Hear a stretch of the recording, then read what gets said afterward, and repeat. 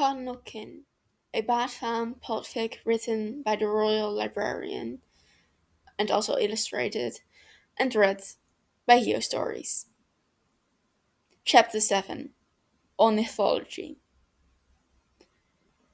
Barbara sinks back into her chair, propping her head up with one hand as she studies the CCTV footage.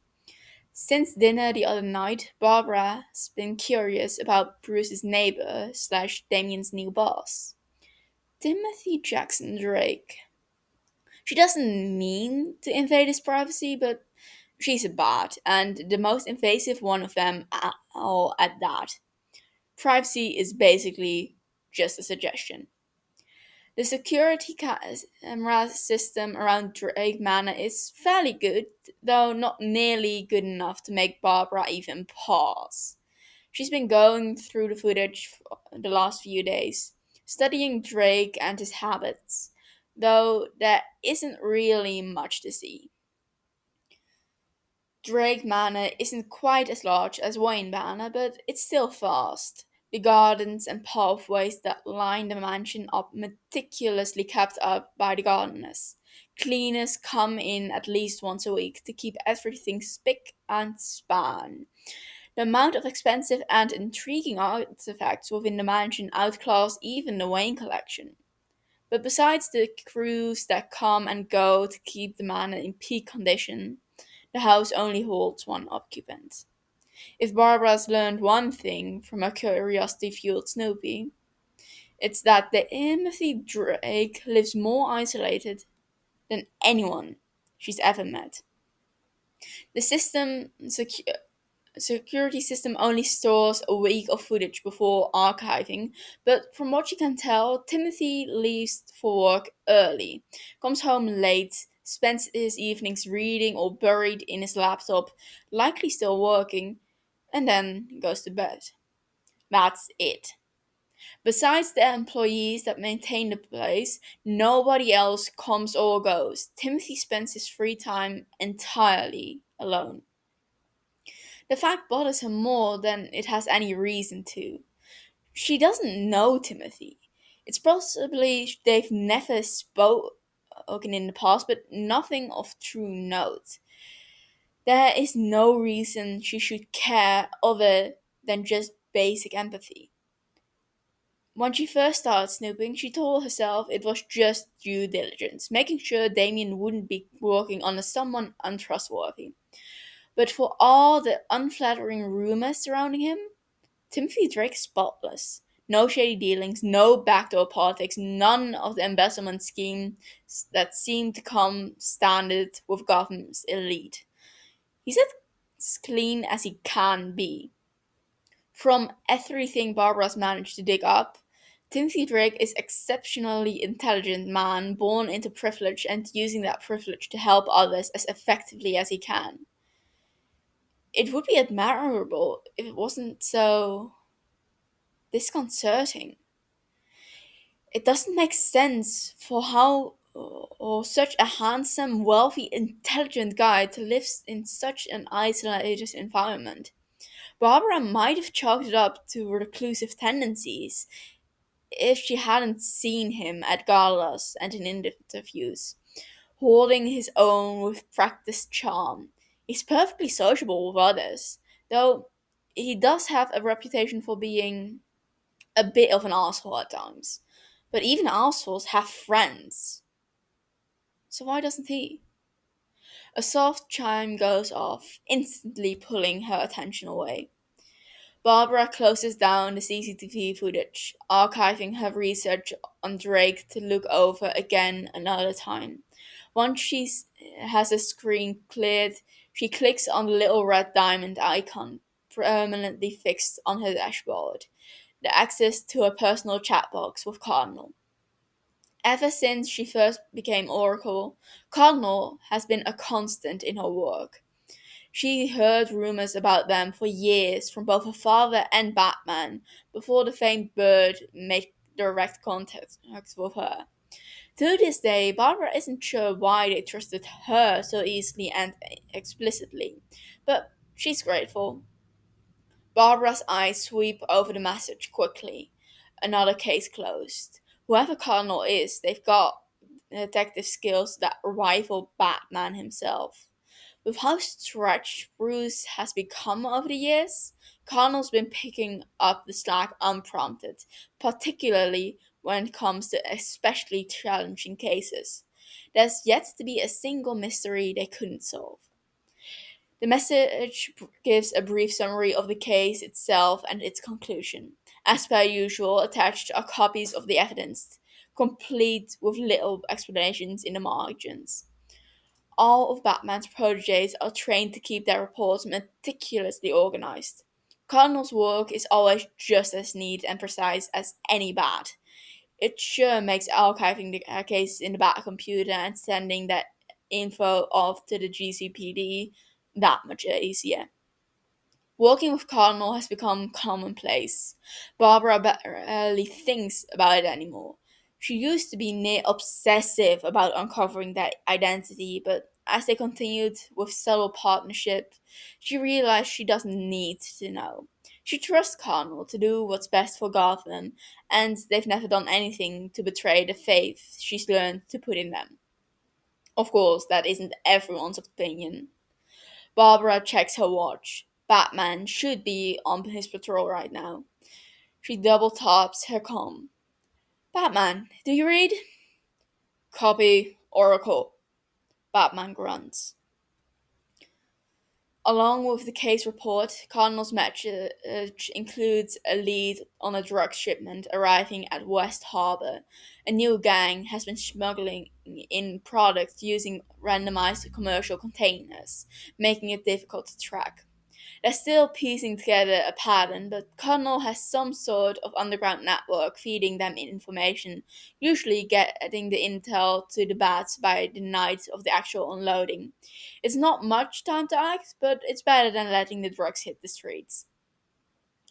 I've got a new lead for you, Oracle tells him. West Harbor, South 53rd, Dock 9. That's the location of the next shipment, scheduled to be happening. She double checks her message. In an hour. Batman grunts in acknowledgement. Head count. Barbara squints. Upward of 45 armed goons. Blue Jay, Spoiler, Robin. Copy. Got it, old man. Hey, hey. Barbara pulls up the footage of the surrounding areas, getting her eyes on each active bat as they start converging towards the same spot. Where did the lead come from? Blue Jay asks conversationally, the quiet thwip of his grappling hook firing off in the background. Barbara smirks. What do you think? Blue Jay hums, swinging from one rooftop to another. One of these days, we're gonna find that guy, sit him down, and not let him up until he agrees to be our friend. Not with his secrecy, you know? It's been years. Who says it's a guy? Spoiler challenges. Debating the details of Cardinal's true identity has become a favorite game of the bats. They love to speculate, throwing out wild theories, each more outlandish than the last. Cardinal mainly works in the shadows, much like Oracle does, making their secretive ways all the more intriguing to a band of detectives. They only know a few facts for sure. The first record of Cardinal's name came from the bird himself when they saved Jason's life from the Joker all those years ago. Jason has been one of the most vocal defenders ever since, but they've been active for at least 9 years total. Given their advanced skills as a hacker and a detective, they estimate Cardinal to be in their mid to late 20s at the youngest, more likely in their 30s. That's it. That's all they know. As for everything else, gender, ethnicity, motivations, civilian jobs slash hobbies, they're completely in the dark. Despite inquiring multiple times, Connell hasn't given them anything else to work with. Because male Cardinals are more cool, Jason continues to rave. When someone says picture a Cardinal, it's the bright red ones that always come to mind. Since when are you an expert in ornithology? Damien joins the debate. You don't need to be an expert to see that female cardinals don't look like that. They're just sort of plain. And what's wrong with that? Yeah, and what about Cardinal screams flashy to you? Spoiler adds. The whole stick is that they never come out to play. While Cardinal rarely takes to the field, there have been a few confirmed sightings over the years and even more rumors, but no clear picture. The few Oracle has managed to scrunch up are grainy at best, barely distinguishable, but consistent. A dark cape, a heavy hood, and shadows thick enough to obscure any defining feature of their face or uniform. Though Cardinal has shown they have some combat training, as seen by various criminals they've personally dealt with, the bats unanimously agree it's unlikely anywhere near their own level. Which is fine, fighting has never been Cardinal's strength. Their trait is information and foresight, always solving problems before the rest of them even know one exists. Cardinal is just another example that one doesn't need to fight physically to make a difference.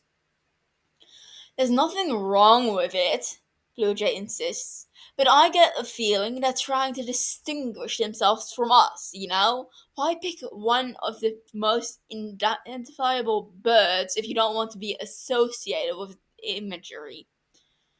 Damien, I think you're overthinking it again. I think you're underthinking it. Cut with the banter. Batman orders. Speculation is not useful to us. Oh, come on. It's been a while since we heard from Carter. Jason ignores him. They helped with the riddle last week, Barbara corrects. Connell communicates with Oracle fairly consistently, with occasional breaks here and there, but usually at least once a week, if not more. They did? How? The riddle's final riddle, she explains. The one I gave you the answer to. It came from Cardinal. Cardinal helped you with that? Batman gravels. That wasn't in any report. Don't blame me, I didn't even know. Blue Jay immediately defends himself. Nor did I, Robin agrees. Sigh. Sorry, I forgot to mention it. Forgot? Batman deadpans, clearly unimpressed with the answer. Batman's distrust isn't personal. He distrusts everyone on some level, even his closest friends. If he is distrust the right word? Paranoia, perhaps.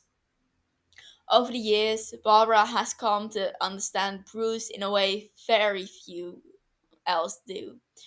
On the base level of his consciousness, Bruce believes no one is infallible, and for that reason he remains determined to find Cardinal's true name, even if he's inclined to believe they mean well. Saving your son's life tends to do that. Barbara understands this. She does. That doesn't mean make it less irritating, though. Barbara huffs, a touch defensive. Batman, working with them is like second nature at this point, alright? I understand, he says slowly, but we shouldn't let our guard down with this person. We have no idea who they are or what their true intentions are. Pretty sure their intention is to help, Blue Jay murmurs. Now, let be said that Batman is not unreasonable. Ever since Cardinal saved Jason, Bruce, like Barbara, believes the Cardinal does what they do to help people. Barbara doubts Bruce would do anything else against the vigilante beyond bringing them close into the fold to keep an eye on them. Still, the unknown makes Bruce uneasy, so Barbara always keeps an ear to the ground in case anything about their identity surfaces. She doesn't actively search, but if the opportunity to uncover who they are ever arose, she'd take it. Bruce sighs. Stay vigilant, he orders them all. Cardinal may seem like an ally, but a true ally would make themselves known to us. They're hiding something. A vigilante we know nothing about hiding something? Shocking, Jason snarks.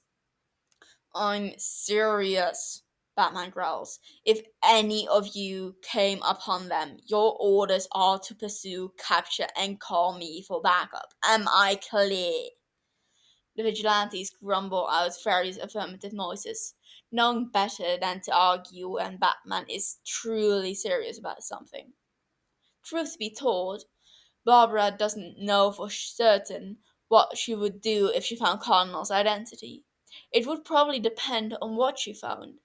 If Batman is right and they do pose some sort of threat to them, then of course she wouldn't hesitate to share the information. But in any other case, Barbara honestly doesn't know what she'd do, and she hopes she won't have to find out. When they have going now is good. It would take something big to shake up the current status quo, and frankly, Barbara doesn't want to deal with that. Few unknowns won't hurt anyone. Tim lets out an anxious sigh as he watches Oracle snoop through his system again. He should have expected Oracle's curiosity with Damien's new position in his company. It makes sense that the Bats would want to suss out every aspect of Tim's public life to ensure Damien's safety. He'd expect nothing else. Tim had never been so grateful for the paranoia Batman instilled in him so young. In case of this exact scenario, Tim has a failsafe installed in his security systems for anybody that comes snooping. At first glance, his security is functional but not very advanced, especially when faced with a pro like Oracle. In reality, that system is just a cover for the software Tim truly has in place. The camera, both within and without the function perfectly, but only Tim has access to what they're seeing in real time. The second someone else tries to view the feed, it's rerouted to whatever he wants them to see. The programming is synced up to his personal schedule, so if he's slated to be out and about at an event, the house will appear empty. If it's a casual night, when Tim is supposed to be relaxing at home, the feed will show that. Over the years, Tim has gone out of his way to be seen by his own security cameras doing completely banal, innocent things. During a quiet night in, Tim reads and goes to bed at a decent hour. He watches shows he otherwise would never bother with. He picks up new hobbies to add dimension and complexity to his persona. Tim does all of this to have a backlog of footage for his program to pull from. So, if Tim has actually been holed up in his safe room for days on end working on a case, or out and about as Cardinal, anyone spying on him would never know. Oracle, however, is perhaps the best and most astute system analyst in the world. The only reason Tim has been able to stay under her radar as both Tim and Cardinal is because he knows how she thinks and operates. He designed the network around her strengths and weaknesses, building logical pathways for her to follow while burying the flaws where she's least likely to look. It isn't foolproof, but Oracle has no reason to look beyond the system Tim has crafted for her. And on the vigilante side of things, she respects the boundaries Cardinal has set, i.e., the threat of her own systems, to not cross that line. As long as Oracle doesn't blatantly suspect foul play, Tim is reasonably sure he's safe. But still, knowing Oracle is looking at all puts him on edge, in a way he hasn't been able in since the previous timeline. Oracle is, without a doubt, the person most likely to unravel the intricate web he's woven around himself. Tim sighs, slumping back into his chair, unseen by anyone within the walls of his safe room. He can't dawdle much longer. He has work to do, and besides, the best way to divert Oracle's attention is to give her something else to look at.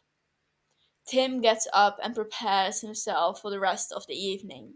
He dons his stealth suit and all black getup consisting of jeans, a black hoodie, and a balaclava to cover the bottom of his face. The outfit is easily street wearable, able to blend in with both the shadows and the Gotham natives. Once he's dressed, he he tucks a few weapons onto his person. Nothing too extreme, just enough to defend himself in case he runs into the odd mugger. And at the last second, Tim impulsively grabs his camera back too. He heads down into the mansion's underground garage and starts his nondescript, nearly silent motorcycle. He takes off into the night, weaving through Bristol's black roads to avoid being seen. Once he gets into the city, he's just another Gothamite. When he's gotten where he needs to go, Tim hides his bike away in a safe spot and begins to dart in and around the alleyways on foot, making his rounds to those that he knows lives there. Gothamites are complicated people. They don't trust easily, but once they do, they're loyal to a fault. Outsiders might not believe it, but a Gothamite is one of the best allies you could ask for. More reliable than anyone would understand. For the last few years, Tim has painstakingly worked to be seen as an ally to these people, steadily building up a network of street kids, homeless people, working girls, and others. Can't just throw food and supplies at them and expect to be any kind of help. Gotham has learned to distrust that kind of behavior. But he does assist where he can. There are people he considers more than acquaintances but less than friends.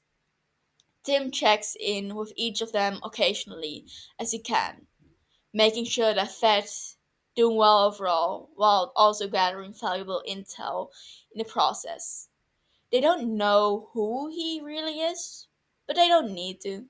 The trust goes beyond something as petty as the sight of one's face. With a new drug ring trying to force its way onto the streets, Tim's been especially busy lately trying to keep up with the influx of information. Based on what he's hearing, a new shipment is coming in tonight.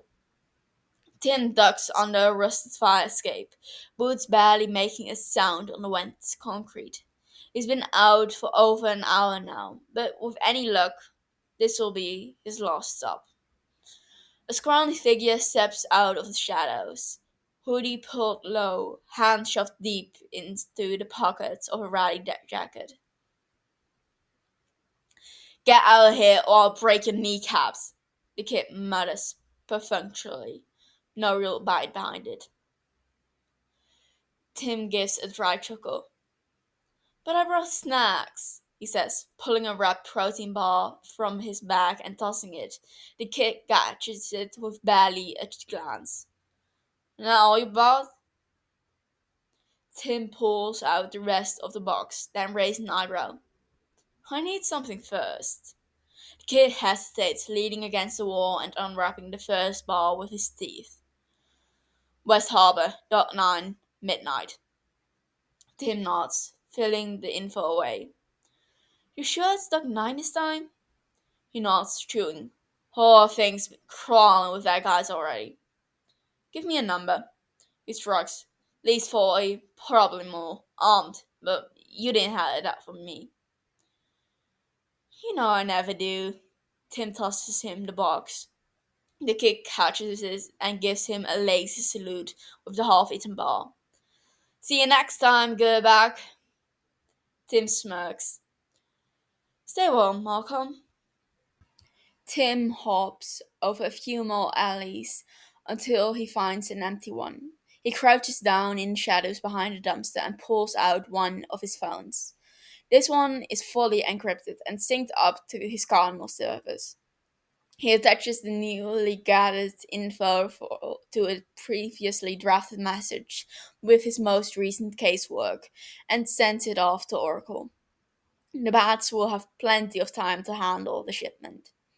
He could technically go back home now. He's done his job for the night, but then he remembers the weight of his camera on his shoulder. He has time, and it has been a while. In between this last week with Damien and Oracle poking around, he's got too much pent up nervous energy. He won't be getting much done if he goes home anyway. Tim isn't fully conscious that he made a decision until he's a block from the West Harbor. He still has a while until the shipment time, and the bats probably won't be here for another 10 minutes. So Tim carefully folds himself into a nook between two chimneys, silent and unseen. Just a few rooftops away from where the bats are most likely to stake themselves out. Tim pulls out his phone again and checks on Robin's location. The beacon he had programmed to Damien on his behalf acts as a tracker and a distress signal, allowing Tim to keep track of the demon brat whenever he needs to. Although Tim could hack into the bat server to track all of them individually, he's made a point since working directly with Oracle to give her and the bats the same privacy he requests for himself.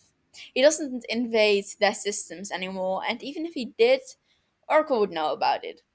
The only reason Tim can get into their comms so easily is because he knows the frequency/channel they use. They must know Cardinal listens in from time to time, but they've yet to actually do anything about it, so Tim takes it as a win. The beacon he made for Damien, however, is of his own design. It might be a breach of privacy that Damien isn't aware of, but Tim figures he used to it with Batman as a father. Besides, if all else fails, the beacon could literally be his lifeline. A fact that Damien seems to understand, given that he takes it with him wherever he goes. Once he's settled, Tim gets his camera out and double checks the settings, carefully adjusting the focal length of the lens. Then he waits. Sure enough, not 5 minutes later, the bats arrive. Batman, Blue Jay, Spoiler, and Robin. The bats hide themselves well, but so does Tim, blending into the shadows as easily as if he were one himself. He may not have been born in the dark, but he was certainly raised there. Tim taps on the piece in his ear, instantly tuning into their comms. He passes the time listening to their conversation, holding himself back from laughing as Blue Jay and Spoiler argue over which Star Wars trilogy is the best. Tim's never been particularly passionate about science fiction, seeing how his life practically is a sci fi story, but he has to agree with Steph's argument all around. He likes the originals as much as the next guy, but the prequels have proper plot. The banter cuts down as they get closer to the time of the shipment. Tim can't quite see where Batman are hidden, but he knows where they are. He aims his camera towards Robin's hiding spot, adjusting the focus just so, and waits. His face shoves into the viewfinder, his finger hovering over the shutter button. On my mark, Robin and I will engage in a frontal assault. Batman growls through the comm. Blue Jay, Spoiler, outflank them. Clear. Yep. Yes, sir. Crystal. 3, 2, 1. Exactly on time, Robin shoots out from his hiding spot onto the ledge of the rooftop, fires his grappling gun, and swings down towards the wooden dock where he meets Batman. Together, the two of them charge straight into the fight. Tim snaps as many pictures as he can in the few seconds of clarity he has. They won't all be perfect, but he'll probably get at least one good one in there. The fight's a little too far off and fast paced for Tim to get any clear shots of the action, but he still snaps a few. Watching so many bats move in tandem never gets old, even if it makes his chest ache a little more than usual. He tries especially hard to get a good shot of Blue Jay in motion. Seeing Jason in his Blue Jay uniform is a novelty that is yet to wear off, even if he took up the name years ago now. The suit covers Jason in a black Kevlar so dark it's nearly black. A royal blue bat emblem rests on his chest, with accents in the same blue and various shades of grey dispersed across the whole ensemble. It is similar in many ways to his getup as Red Hood, mostly compromised by of practical body armor, with less emphasis on anything super ornate. His mask is the same dark blue color as the Cavalier, with streaks of grey that look a bit like claw marks. It's similar to the half mask he sometimes used as the hood, covering his eyes down from the lower half of his face and chin, leaving his forehead, the only part of his face, uncovered. The uniform also includes a sort of half cape that drapes over his left shoulder, down to about mid thigh, an element he mostly uses for distraction if he deems to wear it at all. The other mostly obvious difference between this Jason and the Jason from before is his choice of weapon. Before, Jason relied heavily on his guns. Whether he was using real bullets or rubber ones to appease B, he was trained in many forms of combat, but guns were always his favorite. This time, Jason never gravitated towards them. In his last year as Robin, B started training him with a pair of nunchucks that quickly became his primary weapon. Tim has never been particularly fond of them himself, but he can't deny the easy grace and strength Jason used them with. It's as fun for Tim to watch as it's disorientating, even now. The fight wraps up quickly enough. The goons get tied up, the drugs secured, and the police called. The whole thing is over in about 20 minutes from the moment of engagement. Tim stays still, watching from afar as per usual. One by one, the bats take their leave to finish patrolling their individual territories, until it's only Batman and Robin left, the duo abnormally quiet. Something on your mind, Robin? Batman asks in his signature growl. Robin shakes his head. Not particularly, he says as they grapple back onto the rooftops, still within Tim's line of sight. It's just. Batman stows away his grappling gun on his belt and faces Robin, standing still, patiently waiting for Damien to find his words. What you said earlier. Do you truly consider Cardinal a threat? Tim tenses, stilling himself even further than he was before. Hmm, Batman grunts, turning his head towards the skyline of the city. Anyone is dangerous when pushed too far, he says eventually. Robin takes a moment to digest that statement, nodding slowly. That's why we prepare, why we have contingencies. Batman nods once. I believe my colleagues on the Justice Leagues are good people doing good things. They might be surprised to learn it, but I don't actually like planning how to incapacitate them. But I must. It's part of the responsibility we carry. To prepare for the worst? To put the needs of others above our own personal desires.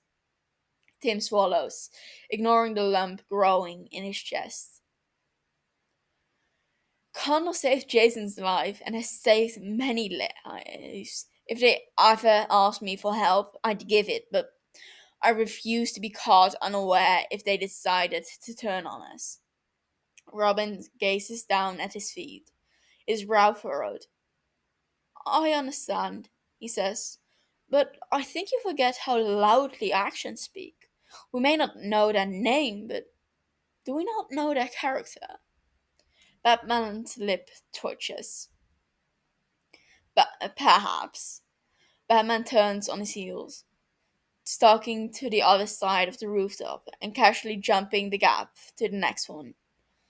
Robin follows, getting farther and farther away from Tim's location, but he remains entirely still. I've never known you to be so optimistic, Batman remarks.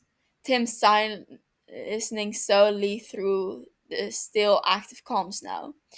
He can practically feel Damien's answering glare at such an accusation. I'm not naive, he gripes. No, Batman agrees. But you are less cynical than you used to be. Don't insult me, father. Batman chuckles in a way only Batman ever does.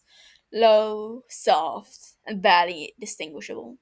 You'd only hear it if you were right next to him, or on comms. It's a sound Tim only ever heard before Jason died, when Tim was still untrained and stalking the bats on the rooftops.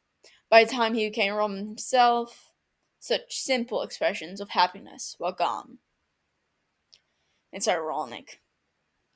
Tim fixes things. He made it so Bruce never had to harden himself. It's because of Tim that Batman can be so open with his Robin, can laugh with him in a way he never did with Tim.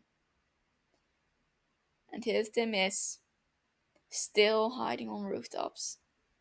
In either timeline, that sound will never be meant for his ears, only something he steals away into the hidden corners of his heart, hoping despite himself. Tim taps his ear, disconnecting from the comms. Batman and Robin are long gone, but Tim can't get himself to move yet, coming in and out of his disconnection. When suddenly movement catches his eye. It's barely there, just a flickering shadow, but something. Tim squints, narrowing in on the motion as he sees an assassin, a League of Assassins ninja. The ninja is barely distinguishable, but to someone who knows what they're looking for, their movements are as clear as day. They nimbly climb a fire escape and onto the same rooftop as Batman and Robin occupied just a few minutes before, carefully following their trail. Tim can tell the assassin isn't actively hunting the duo, merely observing them from a distance. Unfortunately, it's not a wholly unusual occurrence. Tim is all too aware of Ra's tendency towards stalking. He dealt with it enough himself in the original timeline. He catches sight of the ninja trading the bats every comfortable of months, keeping tabs on their heirs' progress. But the last time he saw one in Gotham was only a few weeks ago, meaning Ross is upping his observations. Tim waits until the ninja is far away, long out of sight, before he finally slumps back, letting his head bang against the brick behind him. First Prue's warning, now this? It does not bode well. Normally, Tim would immediately reach out to Prue, who would in turn warn Talia. But Prue's on the ground. He can't contact her, and he has no way of finding Talia. He might be able to get her a message, but it's a stretch. Talia hides herself too well these days. Technically, the assassin could mean nothing. Ras would sometimes increase his observation on Tim, but that didn't necessarily mean he would act. What worries Tim is the sort of information assassins will be reporting. Damien has come a long way, both in skill and character, since coming to Gotham. The extra time he has had in Gotham, as compared to before, has been good for him. Damien is a better and more well-rounded individual, which to Ras is not a good thing. Dahlia has led Ras to believe Damien is still loyal to him. If he believes for a moment that Damien has turned against him, Ras will cut his losses and take Damien by force.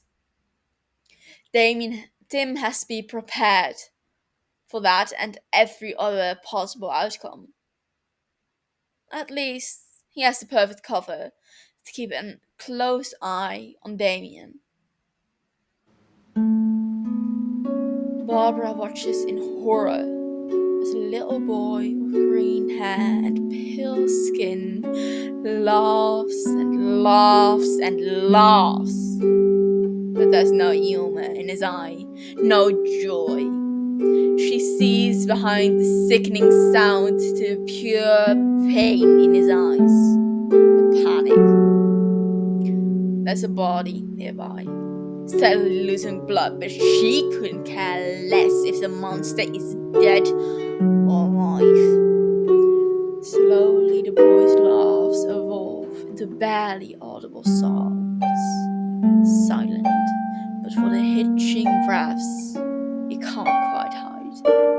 Barbara rushes towards him and cradles him to her chest, wishing for all the world he could have been spared for this.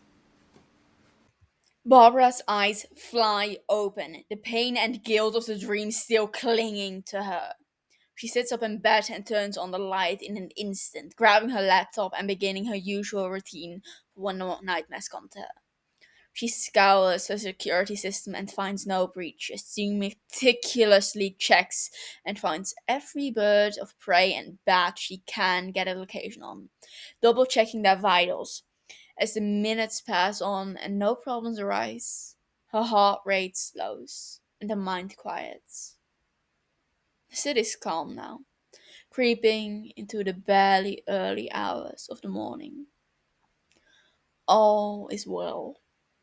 Barbara breathes a sigh of relief, growing tired again as the adrenaline fades and her conscious mind remembers where she is. She slumps back onto bed, hoping to get a bit more sleep before the responsibilities come calling again. Barbara has become accustomed to the bad dreams, reliving her injury and the sound of evil laughter. But this wasn't like that. In fact, she can't quite recall what the nightmare was even about anymore. Though, as she drifts off, Barbara can still hear the faint sound of quiet sobbing.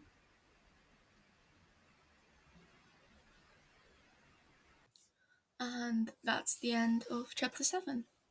I hope you all enjoyed it. About the musical accompaniment, I play the harp. So that's what you heard. I hope you enjoyed it. It won't be in every chapter, but in the upcoming chapters, it will be fairly frequent that I'll have a part to play. Especially in chapter 14, if I remember correctly. I'm not there yet with recording, but wow. That's a lot of people that have a lot of different dreams. So I'm still planning how to figure that out. But I hope you enjoyed it and have a nice day. Thank you.